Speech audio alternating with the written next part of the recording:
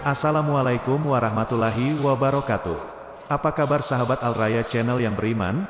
Mudah-mudahan sahabat selalu diberikan kesehatan dan masih selalu setia bersama kami di channel yang selalu menghadirkan kisah-kisah inspiratif. Pada kesempatan kali ini, kami sudah menyiapkan satu kisah berhikmah untuk menambah iman kita, yaitu kisah Abu Nawas yang melegenda. Sebelum itu, mari kita support channel ini dengan cara like dan subscribe, klik tombol lonceng biar sahabat nanti dapat konten bermanfaat lainnya. Selamat menikmati. Al-Kisah. Di suatu malam, kepala keamanan kerajaan beserta beberapa pengawalnya melakukan patroli di jalanan kota Baghdad. Di tengah patroli mereka tak sengaja memergoki Abu Nawas sedang mabuk-mabukan dan omongannya meracau tak jelas. Melihat kondisi Abu Nawas yang sudah mabuk berat, komandan prajurit memerintahkan pengawalnya untuk menggelandang Abu Nawas ke pos keamanan dan menahan Abu Nawas semalaman hingga ia sadar kembali keesokan harinya. Esok paginya ketika Abu Nawas sudah sadar kembali, sang komandan menyampaikan berita ihwal ditangkapnya Abu Nawas kepada Khalifah Harun ar-Rasyid. Mendengar berita ditangkapnya Abu Nawas, Khalifah Harun ar-Rasyid lantas memerintahkan sang komandan polisi untuk menghadirkan Abu Nawas di hadapannya. Singkat cerita, ketika Abu Nawas berada di hadapan Khalifah Harun ar-Rasyid, tanpa basa-basi, Khalifah Harun ar-Rasyid memerintahkan Al-Gojo untuk menampar wajah Abu Nawas. Namun apa yang terjadi? Ternyata Al-Gojo yang diperintahkan menampar Abu Nawas memiliki fisik yang tidak begitu tinggi, sehingga untuk menampar wajah Abu Nawas saja ia tak mampu. Sadar diri akan kondisinya, lantas Al-Gojo itu pun berkata, "Menunduklah wahai Abu Nawas, hingga aku bisa menamparmu." Mendengar permintaan Al-Gojo, Abu Nawas pun tak kehabisan akal. Dengan nada sedikit mengejek, Abu Nawas berkata, "Ya Tuhan, malah sekali kau ini. Apa kau ingin mengundangku makan sehingga aku harus menundukkan badanku?" Mendengar ejekan dari Abu Nawas, Al-Gojo itu pun lantas menimpali, "Demi Tuhan, jika aku setinggi Aun bin Anak, orang yang masyhur dengan tinggi badannya waktu itu, maka sudah dari tadi kau kesakitan karena tamparanku." Mendengar ocehan Al-Gojo, Abu Nawas lantas mengejeknya kembali, "Nyatanya tak sedikit pun tanganmu menyentuh wajahku." Hahaha. Mendengar celotehan dari dan ejekan Abu Nawas kepada Al-Gojo, Khalifah Harun ar-Rasyid pun tertawa terpingkal-pingkal dan kemudian memerintahkan Al-Gojo untuk meninggalkan Abu Nawas. "Wahai Al-Gojo, tinggalkan Abu Nawas. Aku sudah memaafkannya." Akhirnya Abu Nawas pun tak jadi mendapatkan hukuman. Dia malah mendapatkan maaf dari Khalifah Harun ar-Rasyid. Al-Kisah. Abu Nawas memanglah bukan orang kaya raya. Lebih tepatnya, ia hanya keluarga yang sangat sederhana. Namun untuk memenuhi kebutuhan pokoknya sehari-hari bisa dikatakan sangat tercukupi. Tapi kalau untuk kebutuhan mewah, Abu Nawas belum bisa terpenuhi. Ia tidak mempunyai barang mewah dan makanan mewah di rumahnya. Semua serba cukup dalam kadar yang sederhana. Namun nasib apes menimpa Abu Nawas. Tidak ada hujan, tidak ada angin. Sang istri tiba-tiba minta dibelikan kalung. Hal ini membuat Abu Nawas pusing 7 keliling. Bagaimana mungkin bisa ia memenuhi keinginan istrinya? Untuk membeli makanan mewah saja ia tidak mampu, apalagi membelikan perhiasan kalung. "Wahai istriku, Maafkan saya sayang, tidak mungkin bisa menyanggupi keinginanmu. Kan kamu tahu sendiri, kita adalah keluarga sederhana yang hidup hanya pas-pasan, tutur Abu Nawas dengan lemah lembut. Namun keputusan Abu Nawas ini ternyata membuat istrinya tidak terima, karena ia sangat menginginkan perhiasan kalung. Bahkan selama ini, istri Abu Nawas merasa tidak pernah menuntut apapun, tidak pernah meminta yang macam-macam. Ia ingin satu kali ini saja permintaannya dituruti. Entah bagaimana caranya, pokoknya ia ingin dibelikan kalung. Tapi lagi-lagi Abu Nawas tidak berani mengiyakan. Ia hanya meminta istrinya supaya selalu bersyukur dengan apa yang ada. Justru jawaban Abu Nawas ini membuat sang istri makin marah-marah. Ia terus mengomel dan memarahi suaminya. Tak tahan dengan omelan sang istri, Abu Nawas lalu pergi meninggalkan rumah. Istrinya yang masih marah kepada Abu Nawas berniat membalas dengan memasak sup yang sangat pedas. Saat malam tiba, Abu Nawas pun pulang. Sang istri pura-pura tersenyum hangat menyambut kedatangannya. Kemudian Abu Nawas diajaknya duduk di meja makan. Kemudian sang istri menghidangkan sup yang pedas tersebut. Melihat sikap istrinya yang sudah tidak marah lagi, Abu Nawas tersenyum ceria. "Kamu memang istriku yang sangat solehah," puji Abu Nawas. Tapi sungguh malang, sang istri yang terlena dengan pujian itu lupa dengan jebakannya sendiri. Ia menyendok sup pedas itu ke dalam piringnya dan memakannya. Air mata pun meleleh di kedua pipinya karena rasa pedas yang sangat luar biasa. Seketika itu Abu Nawas kaget dan heran melihat istrinya yang tiba-tiba menangis sesenggukan. "Kenapa kamu menangis, wahai istriku?" tanya Abu Nawas. "Aku teringat almarhumah ibuku. Ibu sangat menyukai masakan sup ini. Setiap kali aku makan sup seperti ini, aku jadi teringat almarhumah ibuku. Itulah yang membuat aku menangis," ujar sang istri berpura-pura. "Ya sudahlah wahai istriku, ibumu itu orang yang baik. Insya Allah beliau meninggal dalam keadaan husnul khotimah," balas Abu Nawas menenangkan istrinya. Kini giliran Abu Nawas yang memakan sup pedas itu. Betapa terkejutnya ia. Ternyata sup yang ia makan pedasnya bukan main. Kedua mata Abu Nawas langsung meneteskan air mata tanpa henti. Bahkan air matanya lebih banyak dari sang istri. Tak mau kalah dengan sandiwara istrinya, Abu Nawas meluapkan rasa pedasnya dengan menangis terisak-isak. "Kenapa kamu menangis, wahai suamiku?" tanya sang istri heran. "Aku juga teringat almarhumah ibu kamu. Kenapa dia mati meninggalkanmu tanpa mengajak dirimu?" jawab Abu Nawas. Mendengar jawaban Abu Nawas, istri yang tadinya jengkel mendadak tertawa terpingkal-pingkal. Keduanya akhirnya rukun dan mesra kembali, bahkan tak jadi minta dibelikan kalung. Suatu ketika, usai sholat zuhur, Abu Nawas berkeliling Baghdad sembari membawa sebuah lampu penerang. Ia kemudian berhenti di setiap sudut rumah dan kemudian memantau situasi sekitar. Tingkah Abu Nawas ini kemudian menggegerkan penghuni Baghdad.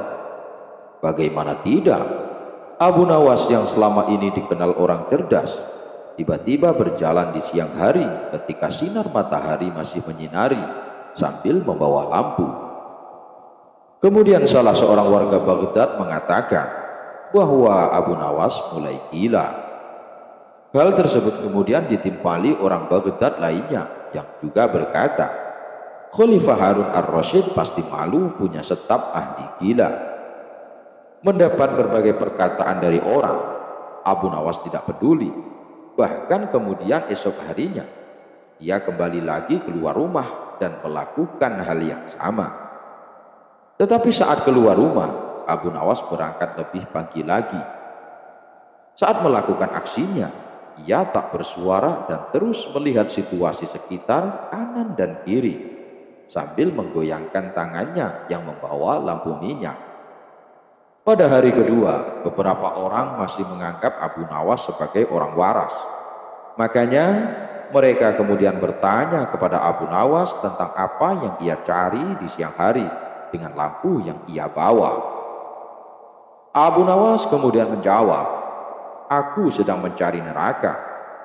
Mendengar perkataan Abu Nawas, mereka kemudian berpikir Abu Nawas mulai gila. Kemudian hari ketiga, Abu Nawas tetap melakukan hal yang sama. Ia tetap celingak-celinguk di kanan kiri rumah orang, sambil tangannya membawa lampu minyak digoyang-goyangkan. Dari situ orang-orang mulai tak sabar. Undang-undang Baghdad melarang orang-orang gila berkeliaran, sebab hal tersebut dirasa bahaya karena seseorang bisa membunuh orang lain dengan berpura-pura gila atau mengintip orang mandi dengan pura-pura gila.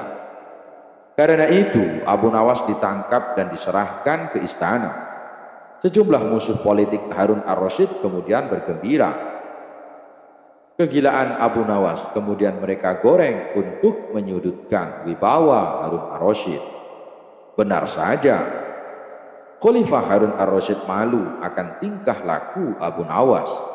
Dia kemudian bertanya dengan nada yang keras, "Abu Nawas, apakah yang kamu lakukan dengan lampu minyak itu siang-siang?"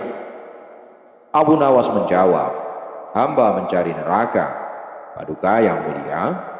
Kemudian Khalifah Harun ar-Rasyid berkata, "Kamu gila, Abu Nawas gila, Sahib kamu gila." Abu Nawas menimpali, "Tidak Paduka, merekalah yang gila." Kemudian Harun kembali bertanya, "Siapa mereka?" Abu Nawas kemudian meminta orang-orang yang tadi menangkap dan menggiring dirinya menuju istana dikumpulkan di depan istana. Setelah mereka berkumpul di depan istana, Khalifah Harun dan Abu Nawas mendatangi mereka. Abu Nawas kemudian berkata, "Wahai kalian yang mengaku waras, apakah kalian selama ini menganggap orang lain yang berbeda pikiran dan berbeda pilihan dengan kalian adalah munafik?" Mereka menjawab, "Benar, Abu Nawas." Abu Nawas kembali bertanya, "Apakah kalian juga menyatakan para munafik itu sesat?" Orang-orang kembali menimpali, "Betul, Abu Nawas, dasar sesat." Abu Nawas lagi-lagi bertanya, "Jika mereka munafik dan sesat, apa konsekuensinya?" Orang-orang tersebut kemudian kembali, "Hei Abu Nawas, kamu gila. Orang munafik pasti masuk neraka. Dasar kamu munafik." Abu Nawas berkata, "Baik, saya munafik, sesat dan masuk neraka. Di mana neraka yang kalian maksud? Punya siapa neraka itu?" Orang-orang yang dikumpulkan tadi merasa tidak senang terhadap Abu Nawas. Mereka merasa diledek oleh mimik Abu Nawas. Mereka kemudian menjawab pertanyaan Abu Nawas, "Hei Abu Nawas, tentu saja neraka ada di akhirat dan itu milik Allah. Kenapa kamu tanya?" Abu Nawas kemudian berkata kepada Harun ar-Rasyid, "Paduka mohon maaf, tolong sampaikan kepada mereka bahwa neraka ada di akhirat dan yang punya neraka itu adalah Allah. Mengapa mereka di dunia ini gemar sekali menentukan orang lain masuk neraka? Apakah mereka asisten Allah yang tahu bocoran catatan Allah?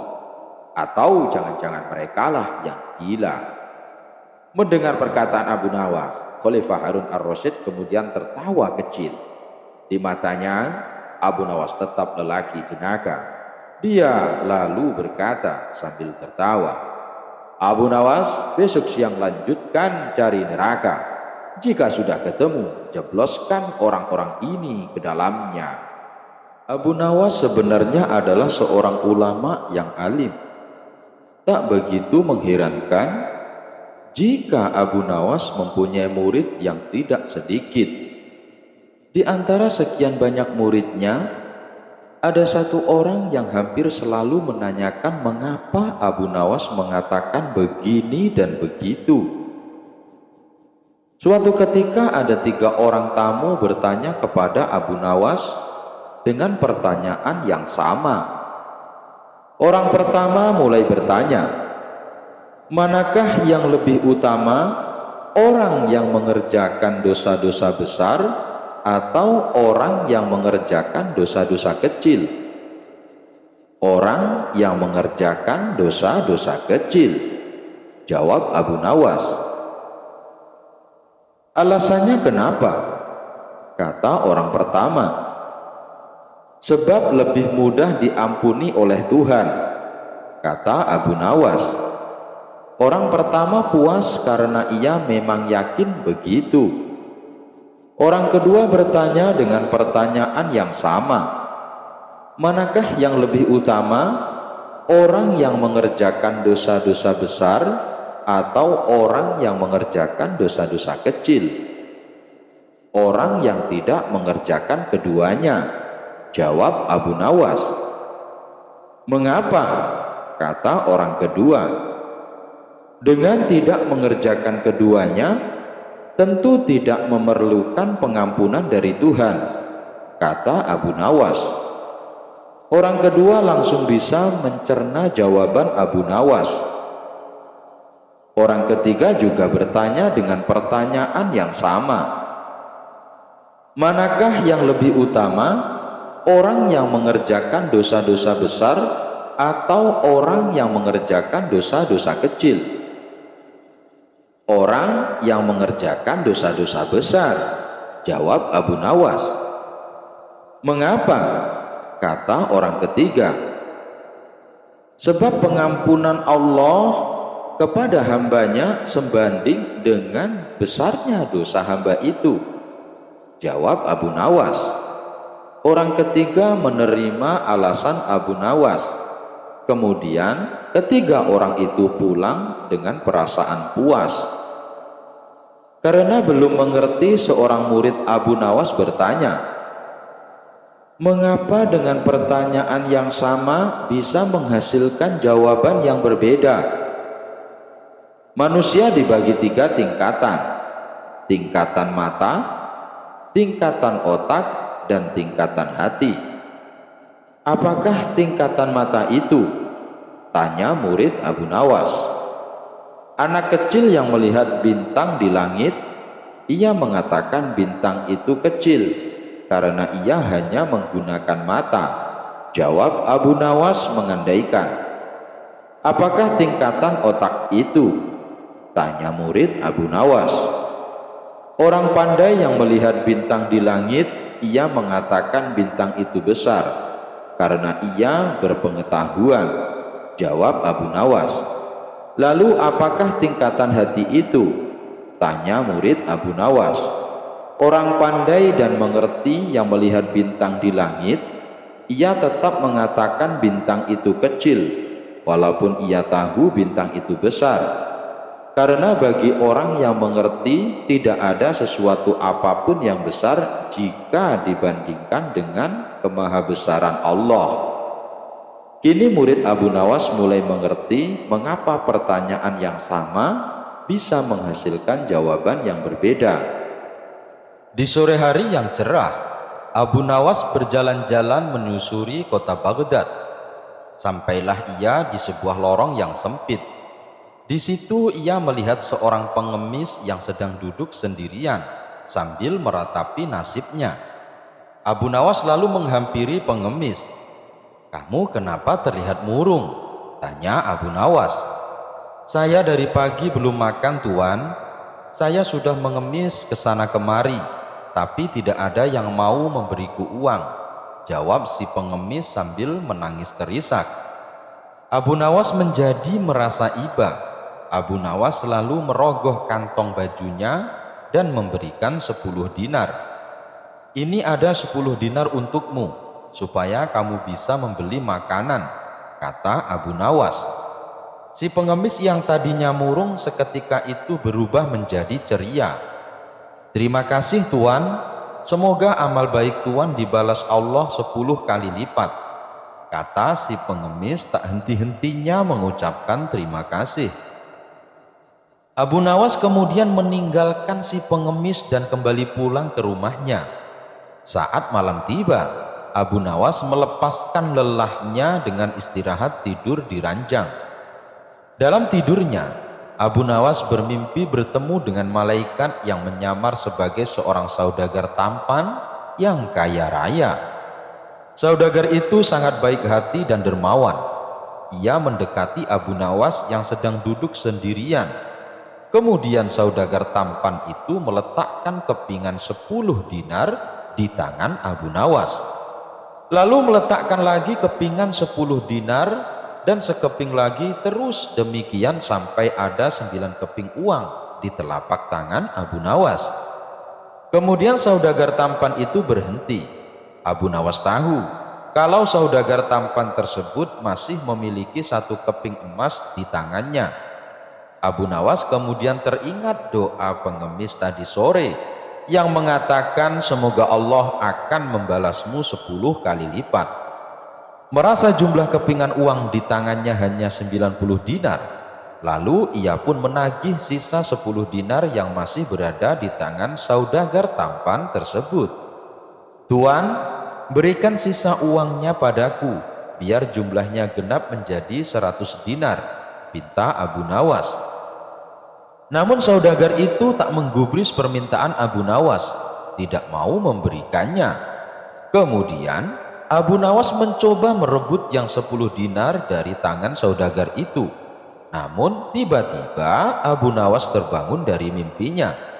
Ia pun langsung melihat ke telapak tangannya. Tentu saja sama sekali tidak ada uang di tangannya. Melihat kenyataan itu, cepat-cepat Abu Nawas menutupkan matanya kembali dan berteriak, "Baiklah, yang 10 dinar tidak usah diberikan, tetapi tolong yang 90 dinar tadi kembalikan padaku." Abu Nawas memohon uang 90 dinar dalam mimpinya itu dikembalikan. Al-Kisah, suatu hari Abu Nawas mondar-mandir kebingungan disebabkan dia hanya punya waktu 3 hari lagi untuk melunasi semua hutang-hutangnya. Jika tidak mampu melunasinya, dipastikan Abu Nawas akan dipenjarakan dan aset hartanya akan disita oleh kerajaan Khalifah Harun ar-Rasyid. Abu Nawas harus mencari akal agar aset hartanya yang tersisa tidak disita oleh pengadilan kerajaan. Selama 3 hari 3 malam, Abu Nawas tidak karuan tidur dan makan. Dia berpikir sepanjang hari dan sepanjang malam. Menjelang hari yang ketiga, Abu Nawas berteriak lantang, "Aha, aku punya akal!" Pekik Abu Nawas kegirangan. Abu Nawas segera menemui istrinya dan menceritakan ide briliannya. Apa kamu sudah gila?" Pekik istri Abu Nawas terperanjat kaget. Abu Nawas membiarkan keterperanjatan istrinya hanya dengan senyum. Kemudian Abu Nawas membisikkan sesuatu ke telinga istrinya, diiringi seringai senyum sang istri penuh pemahaman. "Baiklah, kalau begitu maumu, aku menurut saja," ujar istrinya mengangguk-angguk. Keesokan harinya Abu Nawas dipanggil dan dihadapkan di depan persidangan. Khalifah Harun ar-Rasyid sendiri yang menjadi hakimnya. "Hai Abu Nawas, sudah banyak laporan yang mengadukan bahwa kau sudah terlalu banyak hutang dan tidak ada jalan kecuali hartamu yang tersisa itu saja yang akan diambil kerajaan untuk disita dan dilelang.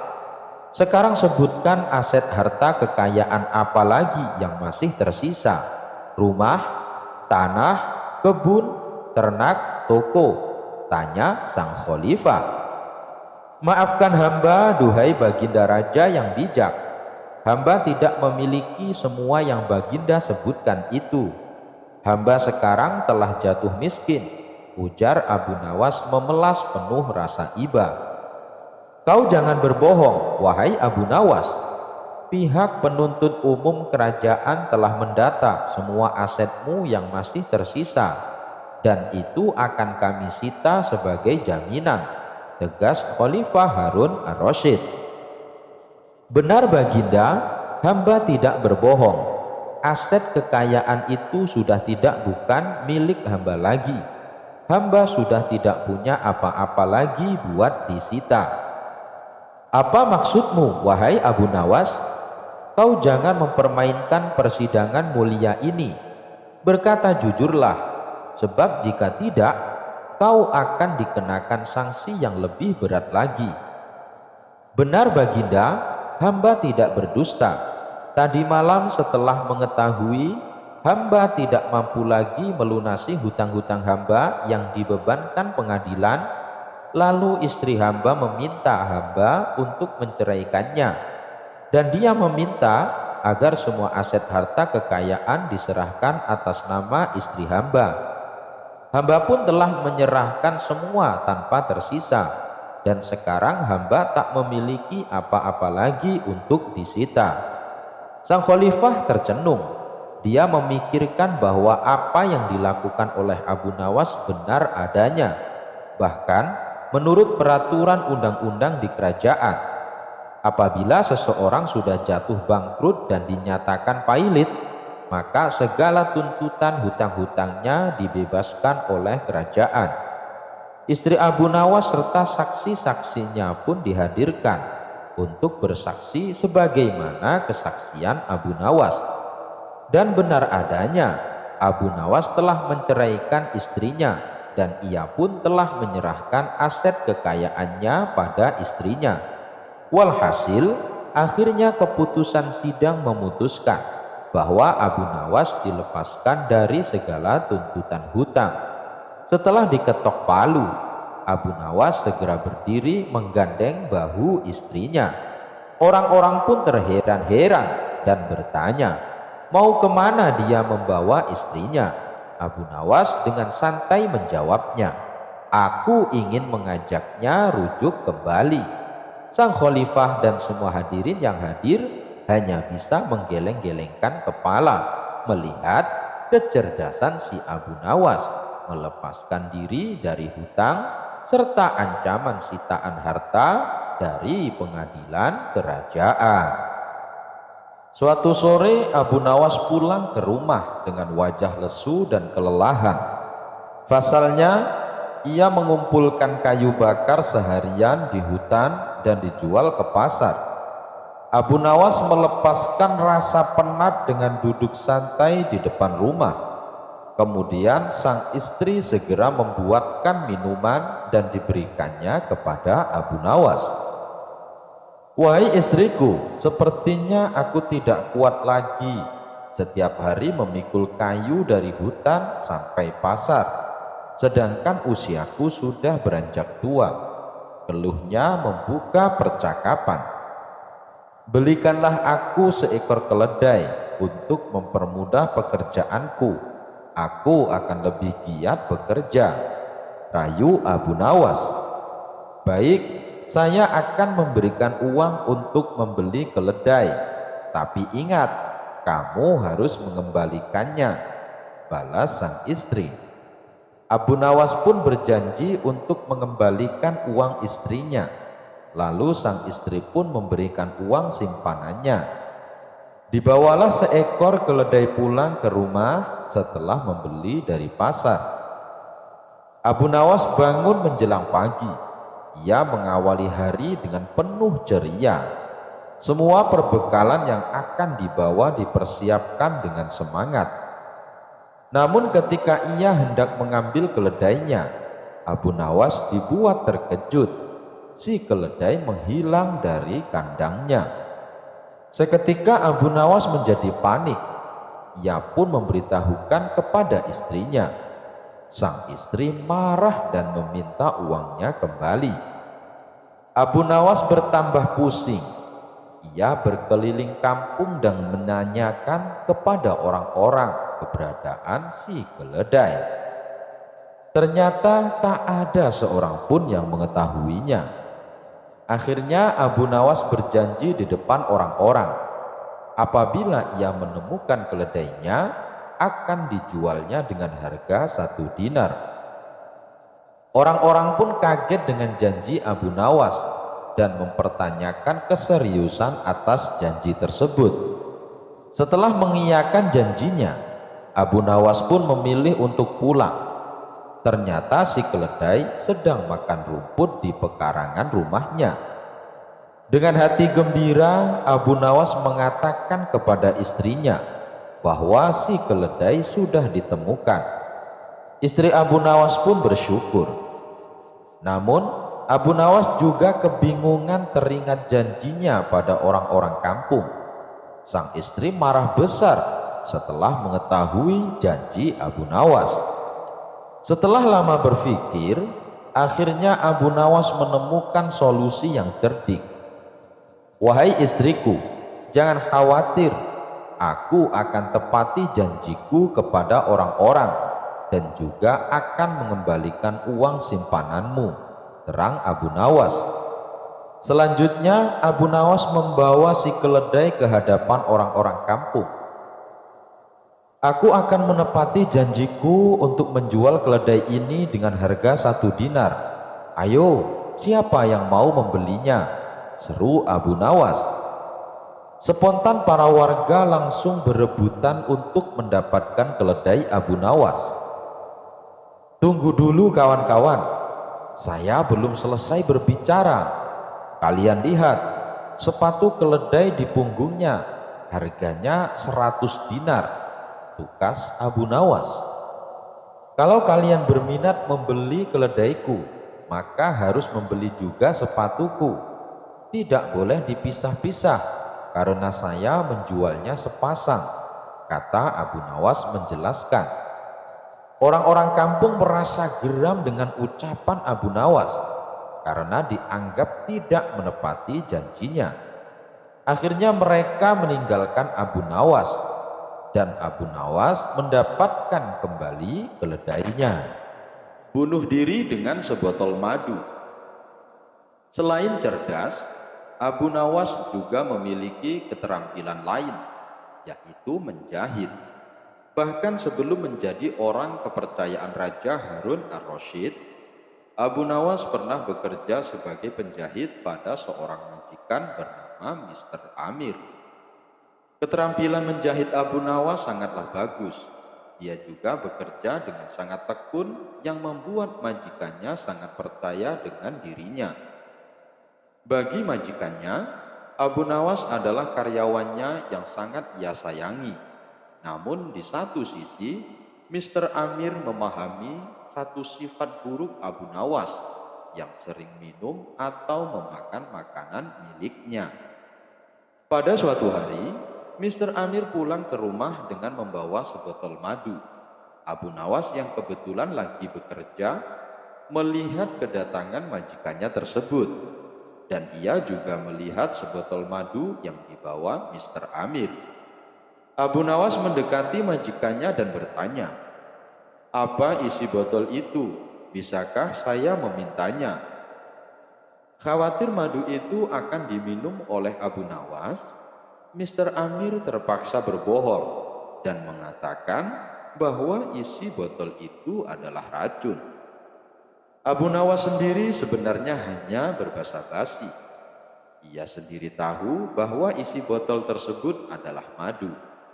Tapi ia tidak bisa berbuat banyak karena ia menyadari majikannya tidak ingin memberi madu tersebut kepadanya. Tak berapa lama kemudian, Mr. Amir pergi.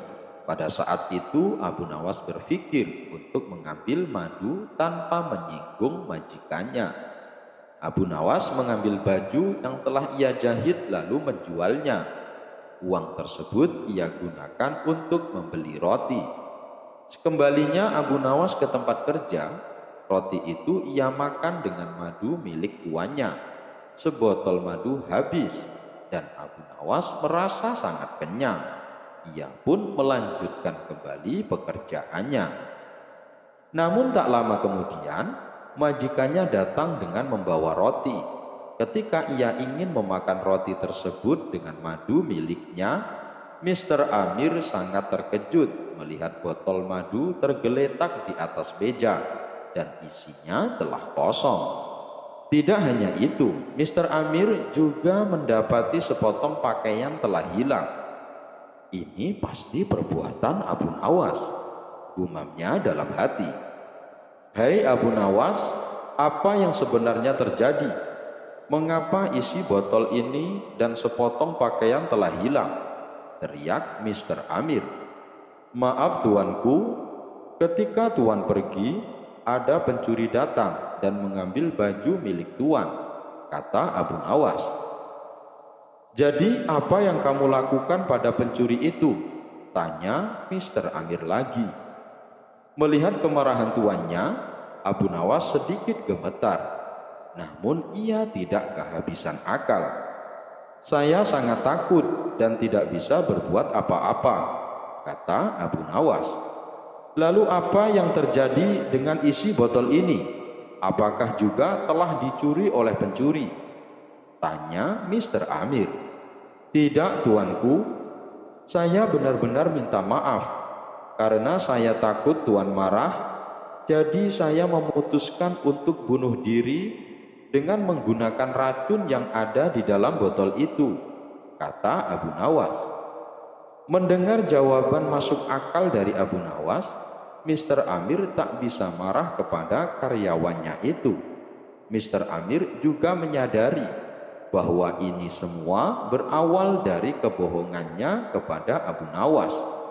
Seandainya dirinya tidak berbohong, ia bisa menikmati madu bersama Abu Nawas. Dirinya juga tidak perlu kehilangan sepotong baju. Harga untuk Raja Harun ar-Rasyid.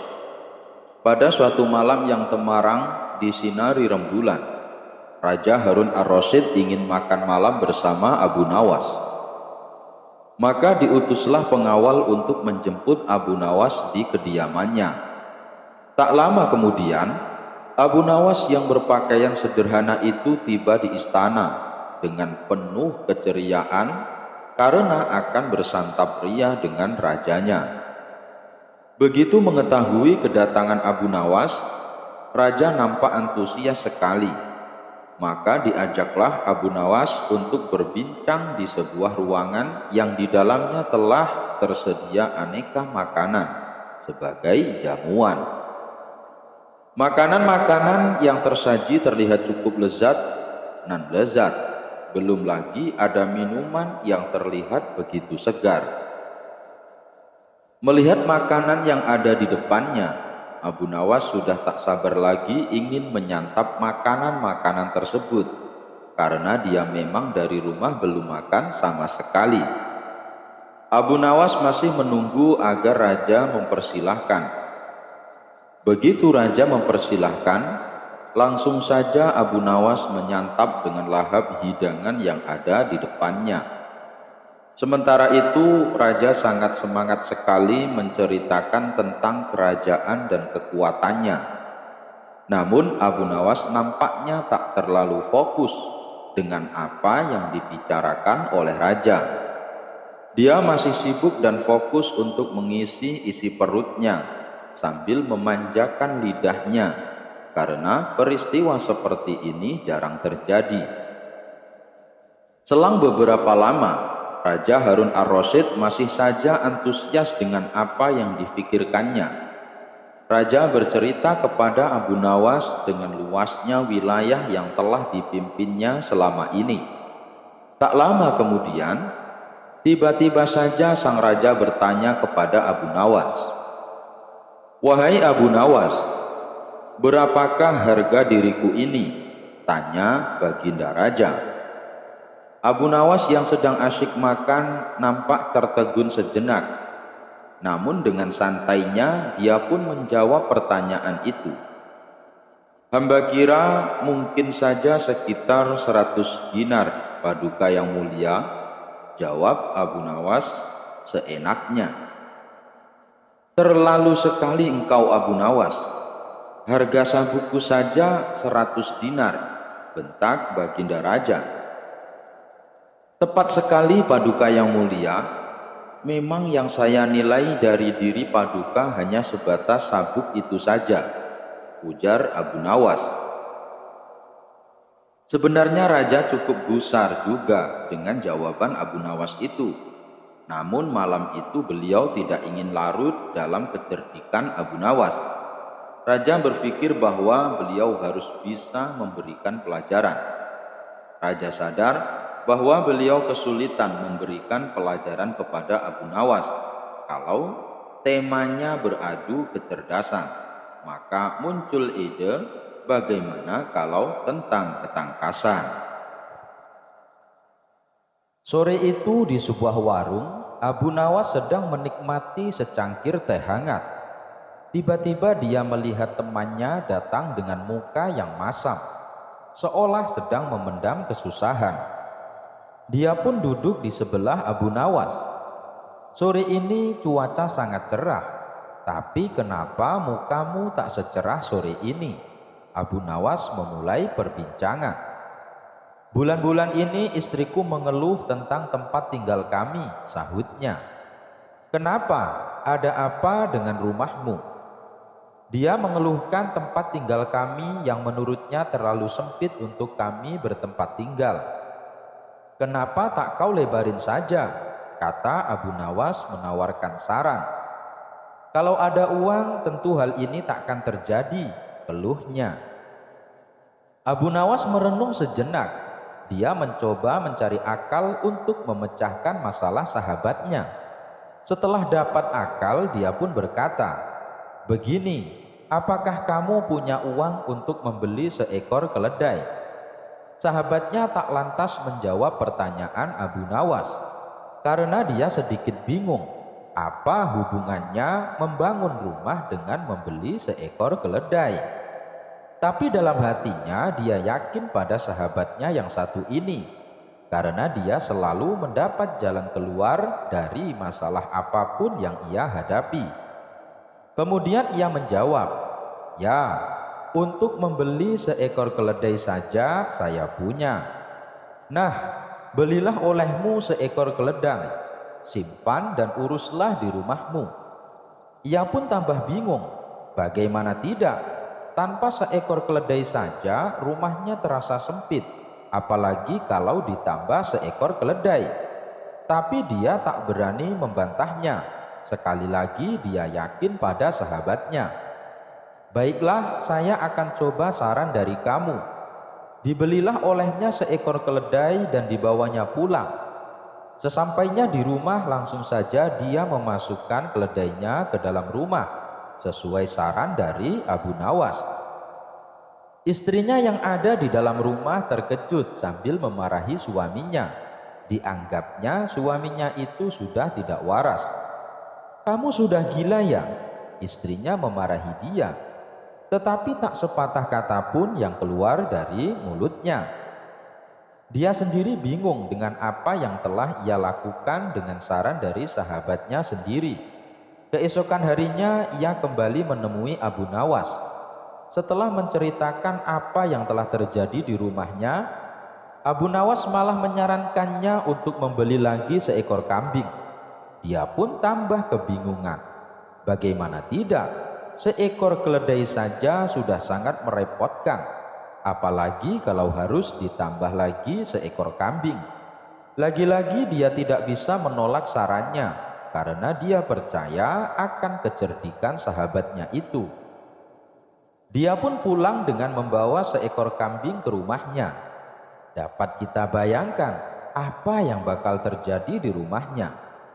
Untuk kedua kalinya ia kena marah sang istri.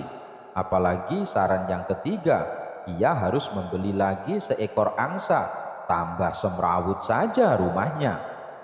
Habislah kesabarannya. Ia tidak kuat lagi tinggal bersama hewan-hewan tersebut dan pergi menemui si pemberi solusi. Abu Nawas cuma tersenyum mendengar curhatan sahabatnya seraya berkata, "Berapa uang yang kamu punya sekarang?" "Tak sepeser pun uang di kantongku," katanya. "Sekarang kamu pulanglah dan jual keledaimu." Keesokan harinya setelah dia menjual keledainya, dia kembali menemui Abu Nawas. Namun kali ini ada yang berbeda di wajahnya, sedikit lebih cerah. "Bagaimana keadaanmu sekarang?" tanya Abu Nawas.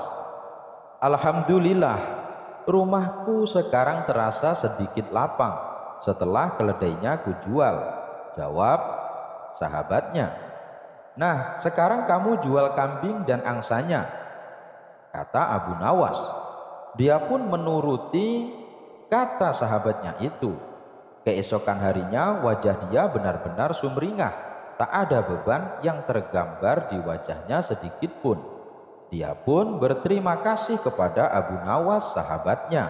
Akhirnya dia dan istrinya sadar bahwa kelapangan itu ada setelah kita merasakan terlebih dulu kesempitan.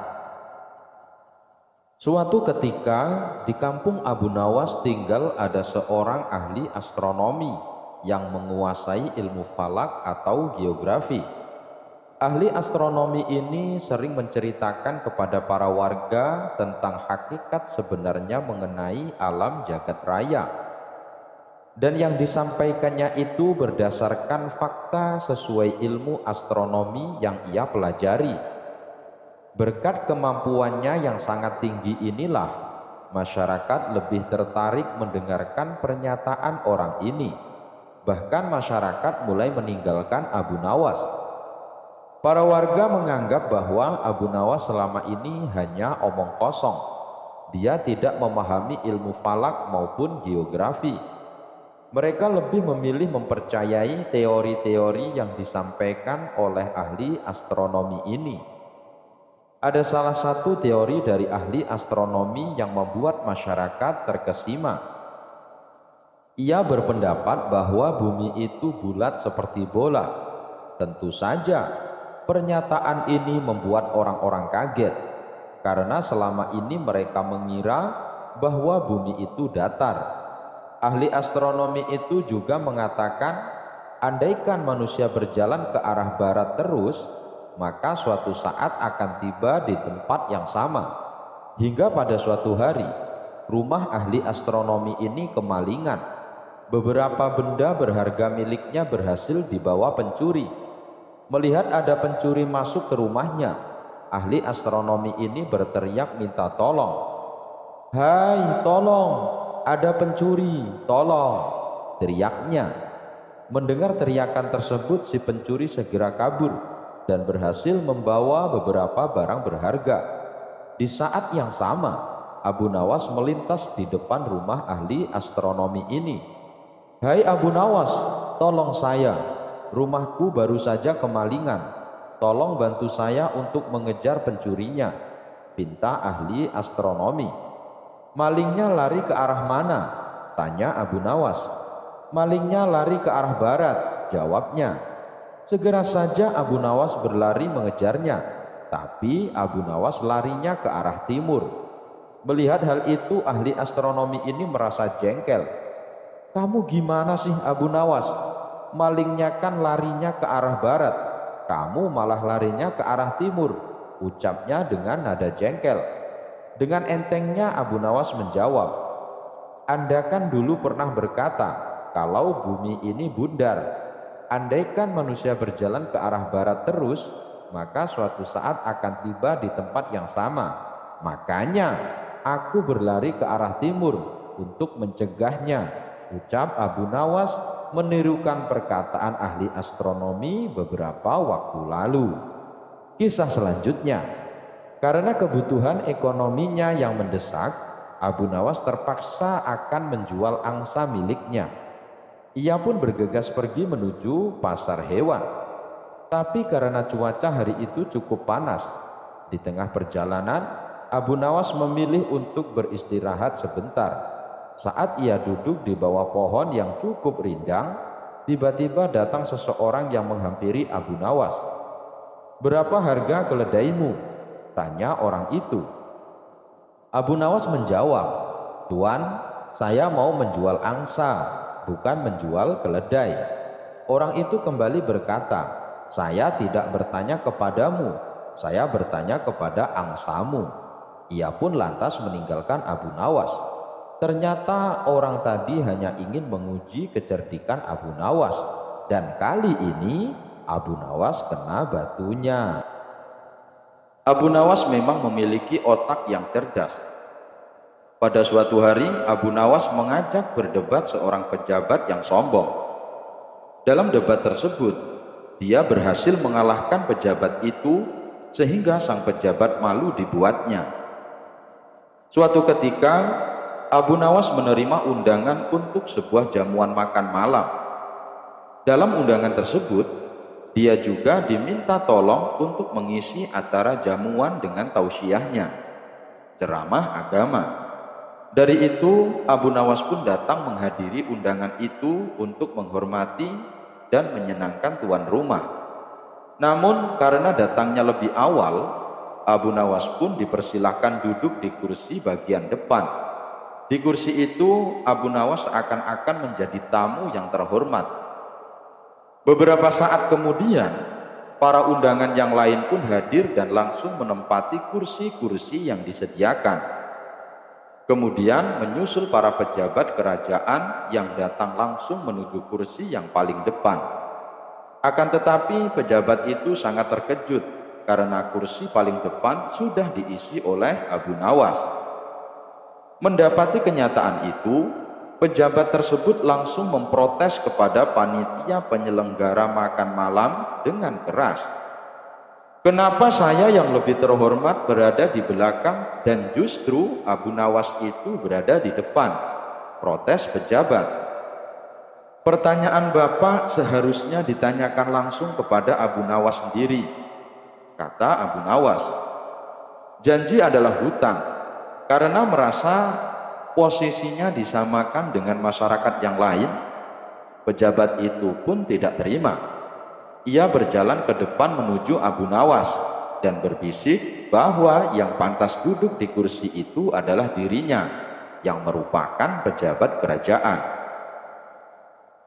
"Wahai Abu Nawas, kamu tidak pantas duduk di sini, karena kursi depan seharusnya diisi oleh pejabat seperti saya," tegas pejabat itu dengan congkaknya. Mendapatkan teguran sombong dan merendahkan itu, Abu Nawas mulai angkat bicara. Maka terjadilah perdebatan sengit di antara mereka. Cukup menghebohkan untuk semua yang hadir di acara tersebut.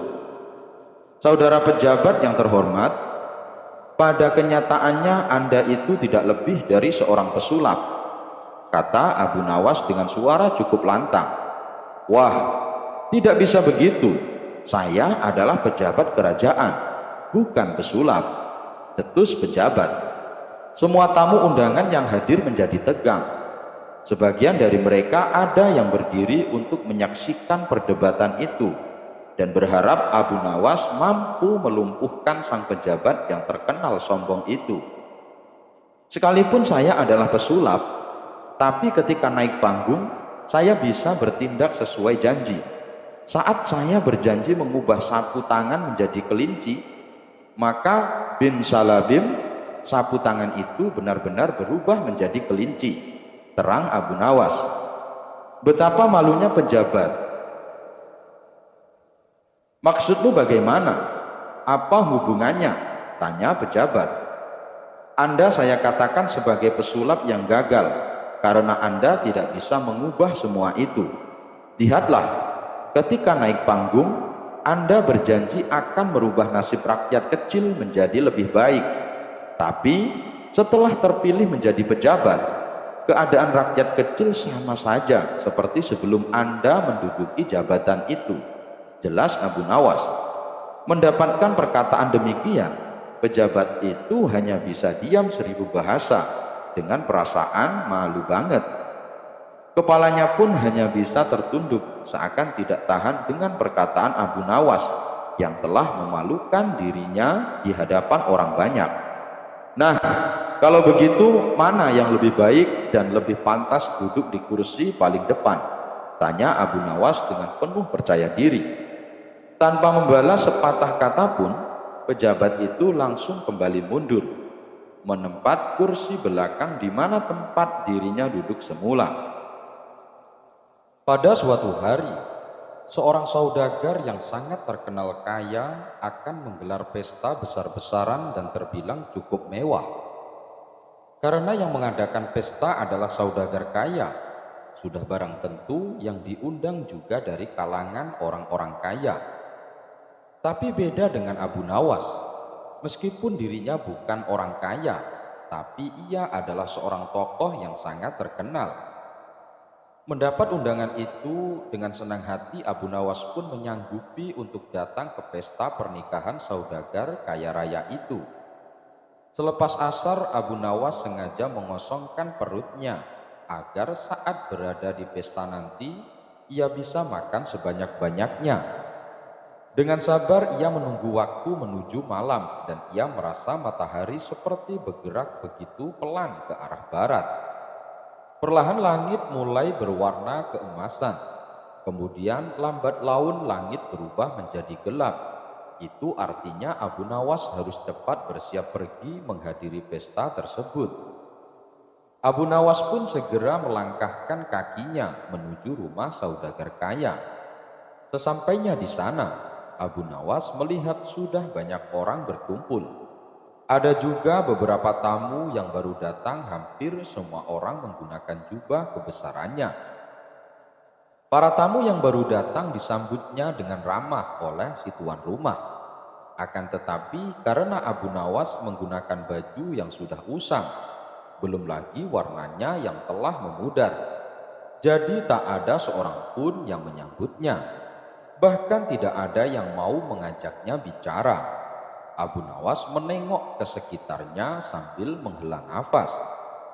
Dengan perasaan kecewa, ia pun memutuskan untuk pulang kembali ke rumah. Tak lama setelah itu, Abu Nawas kembali ke pesta. Tapi kali ini ia menggunakan jubah yang bagus dan indah, sehingga Abu Nawas terlihat sangat berwibawa. Berbeda dari sebelumnya, kali ini tuan rumah menyambutnya dengan ramah. Abu Nawas digiring masuk ke dalam dan dipersilakan duduk di depan meja besar yang penuh dengan hidangan mewah dan lezat bersama tamu-tamu yang lain. Tapi bukannya makan dengan lahap seperti yang dibayangkan tadi siang. Abu Nawas malah tak sedikit pun menyentuh hidangan tersebut. Ia malah membuka jubah indahnya dan jubahnya itu ia letakkan di atas hidangan. "Hai jubah indah, makanlah hidangan itu," kata Abu Nawas berteriak. Tentu saja tingkah Abu Nawas ini mengundang banyak perhatian para tamu undangan, termasuk si tuan rumah. Ia memandangnya dengan heran, lalu Abu Nawas kembali berkata, "Tadi waktu aku pertama ke sini memakai baju usang, tidak ada seorang pun yang menyapa ataupun menyambutku, apalagi sampai mengajakku makan. Tapi setelah aku kembali ke sini dengan memakai jubah indah, aku disambut dengan ramah. Aku dipersilahkan duduk di tempat yang bagus dan dihidangkan makanan yang enak-enak," kata Abu Nawas. "Jadi makanan ini adalah hak jubahku, bukan hak saya," kata Abu Nawas lagi menjelaskan. Mendengar ucapan Abu Nawas, semua tamu yang hadir, termasuk si tuan rumah, langsung tersadar dengan kesalahannya.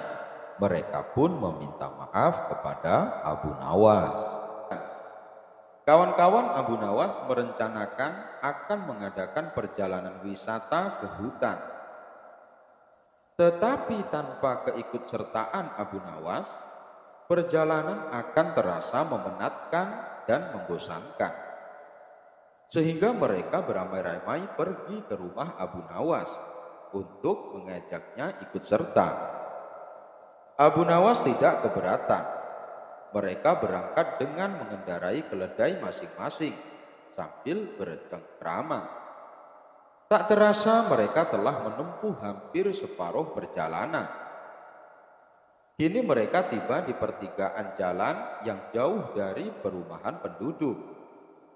Mereka berhenti karena mereka ragu-ragu. Setahu mereka, kedua jalan itu memang menuju ke hutan. Tetapi hutan yang mereka tuju adalah hutan wisata, bukan hutan yang dihuni binatang-binatang buas yang justru akan membahayakan jiwa mereka. Abu Nawas hanya bisa menyarankan untuk tidak meneruskan perjalanan, karena bila salah pilih, maka mereka semua tak akan pernah bisa kembali. Bukankah lebih bijaksana bila kita meninggalkan sesuatu yang meragukan? Tetapi salah seorang dari mereka tiba-tiba berkata, "Aku mempunyai 2 orang sahabat yang tinggal dekat semak-semak sebelah sana. Mereka adalah saudara kembar. Tak ada seorang pun yang bisa membedakan keduanya, karena rupa mereka begitu mirip.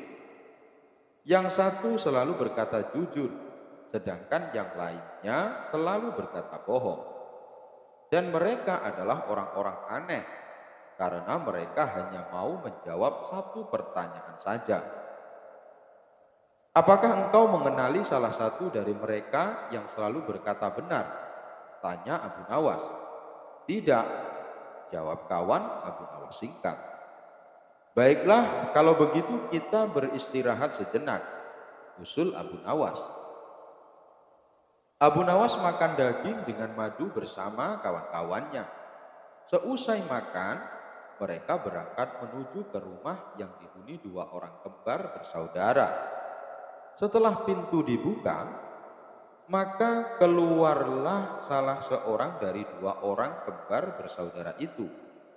"Maaf, aku sangat sibuk hari ini. Engkau hanya boleh mengajukan satu pertanyaan saja. Tidak boleh lebih," katanya. Kemudian Abu Nawas menghampiri orang itu dan berbisik. Orang itu pun juga menjawab dengan cara berbisik pula kepada Abu Nawas. Abu Nawas mengucapkan terima kasih dan segera mohon diri. "Hutan yang kita tuju melewati jalan sebelah kanan," kata Abu Nawas mantap kepada kawan-kawannya. "Bagaimana kau bisa memutuskan harus menempuh jalan sebelah kanan? Sedangkan kita tidak tahu apakah orang yang kita tanya itu orang yang selalu berkata benar atau orang yang selalu berkata bohong?" tanya salah seorang dari mereka. "Karena orang yang kau tanya menunjukkan jalan yang sebelah kiri," kata Abu Nawas. Karena masih belum mengerti juga, maka Abu Nawas menjelaskan, "Tadi aku bertanya, apa yang akan dikatakan saudaramu bila aku bertanya jalan yang mana yang menuju hutan yang indah? Bila jalan yang benar itu sebelah kanan, dan bila orang itu kebetulan yang selalu berkata benar, maka ia akan menjawab jalan sebelah kiri. Karena ia tahu saudara kembarnya akan mengatakan jalan sebelah kiri, sebab saudara kembarnya selalu berbohong. Bila orang itu kebetulan